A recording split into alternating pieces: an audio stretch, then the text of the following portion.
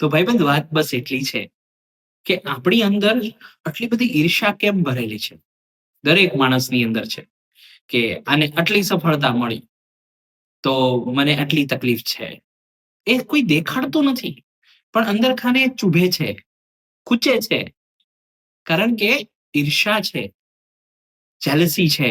કોઈ માટે કેમ આપણે એટલું સારું નથી વિચારી શકતા? એને જે મળ્યું છે એને મહેનતનું ફળ છે. એને કાર લીધી, તો એ કાર પાછળ એને ઘણા વર્ષોની મહેનત હશે. એને મોટો બંગલો બનાવ્યો તો એ બંગલો બનાવવા માટે એ બિચારો રાત ને દિવસ કોઈ પોતાના કામની અંદર ડૂબેલો રહ્યો હશે, પરિવારને સમય નહીં આપેલો હોય. પણ એ ઈર્ષા કે એને કેમ એટલું બધું અને મને કેમ નહીં? ભગવાને તમારી પાસે છીનવીને તો એને નથી આપ્યું ને. એને એની મહેનતનું ફળ આપ્યું છે.